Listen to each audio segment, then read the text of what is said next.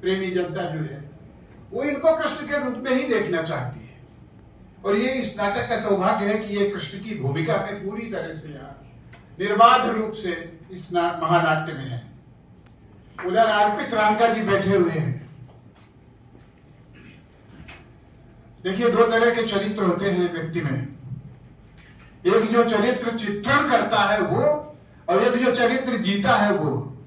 बहुत ही भक्तिपूर्ण हृदय वाला व्यक्ति।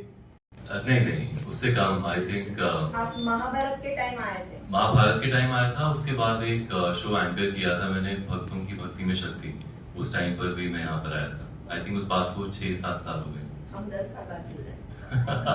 अच्छा, मैं पूछना चाहूंगी, महाभारत में आपने कृष्ण का पात्र किया था और ये लाइव शो में कर रहे हैं, तो क्या आपको पर्सनली क्या डिफरेंस फील हो रहा है, ये बताइए। एज एन एक्टर, एक अभिनेता के तौर पर बहुत ही सेटिस्फाइंग फीलिंग होती है जब आप थिएटर में काम करते हैं। इसका मुझे अनुभव हाल फिलहाल में हुआ जब हमने मुंबई में पहली दफा शो किया NCPA में। 4 शोज हुए और कहीं ना कहीं मेरे दिमाग में ये चीज चलती थी कि हम एक ही चीज को जब बार बार करते हैं तो किस तरह से होता है। क्योंकि जब हम टीवी में या मूवीज में जब हम काम करते हैं तो हम सीन को बार बार रिपीट नहीं करते, लेकिन यहाँ पे थिएटर में we have to do the entire thing in one sequence over and again. लेकिन 4 शोज जब किए तब ऐसा लगा कि हर बार वो नए तरह के सीन्स थे, क्योंकि आप हमेशा 0 से स्टार्ट करते हैं। आपकी जो दर्शक हैं वो अलग होते हैं, आपका जो आदान प्रदान होता है दूसरे अभिनेताओं से वो अलग होता है। तो बहुत ही सेटिस्फाइंग एक प्रोसीजर आई थिंक मुझे लगता है। और इसलिए भी क्योंकि जब हम टीवी में या फिल्मों में जब हम काम करते हैं तो हम कई बार एक ही सीन को अलग अलग पार्ट्स में शूट करते हैं। कभी हम ओवर द शोल्डर शूट करते हैं, कभी क्लोजेस करते हैं, कभी मास्टर करते हैं, तो सीन कई दफा टूटता है। लेकिन जब हम थिएटर में काम करते हैं तो स्टार्टिंग से लेके एंड तक वो एक सीधी रेखा में जाता है। तो वो एक सेटिस्फाइंग जॉब होता है कि हाँ, पूरा सीन हमने स्टार्ट किया और खत्म किया, बीच में कोई रोक टोक नहीं हुई। तो वो बहुत अच्छा लगता है। कोई चैलेंज फेस करना पड़ा?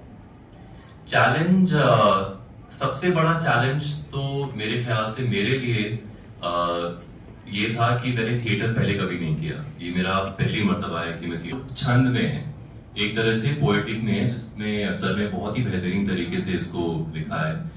सारे मोमेंट्स को, जितने भी सीन्स हैं, बहुत, और ये बहुत डिफिकल्ट काम है, इजी काम नहीं है कि आप इतनी बड़ी स्टोरी को छंदों में डालें और जो मैसेज आप देना चाहते हैं उन छंदों के जरिए दें। तो छंदों को कैसे याद करना है, कैसे करना है, लेकिन इसमें राजीव जी ने बहुत साथ दिया। पहली दफा जब मैं उनसे मिला तो मेरा एक सवाल ये भी था कि ये याद कैसे होगा। तो उन्होंने बोला वो आप चिंता मत करिए, हो जाएगा। उनका ही फेवरेट डायलॉग है, हो जाएगा। उनसे आप कुछ भी पूछेंगे ना, अगर आप आज भी उनसे कुछ पूछेंगे कि साहब ये आप कैसे कर पाएंगे, उनका यही जवाब होगा, हो जाएगा। तो जो ये पॉजिटिविटी है उनके अंदर, मेरे ख्याल से इसी की वजह से आज हम सब आपके सामने। कृष्ण अवतार के इस अवतार को जीने का कितना मजा आया, कितना पर्सनली आप इसके साथ अटैच हो, आपको ज्यादा पर्सनली पसंद आया वो बताइए।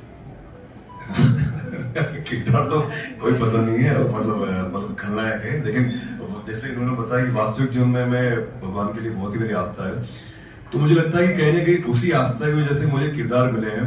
और कहीं ना कहीं जैसे कंस हो या दुर्योधन हो, वो कहीं ना कहीं प्रभु कृष्ण का नाम लेता है, भले खराब वे में। लेकिन मुझे लगता है जो मुझे ये सौभाग्य मिला कि महाभारत में भी मैंने किया था, तो राधा कृष्ण में भी कंस किया था, और ये प्ले करना मेरे लिए एक, मुझे लगता है कि ये प्रभु कृष्ण की कृपा है कि ये सौभाग्य मिला है हमको कि ऑडियंस के सामने मतलब लाइव आना, मतलब वो बहुत डिफिकल्ट था हम सब के लिए, क्योंकि हम फर्स्ट टाइम सब रंगमंच पे थे।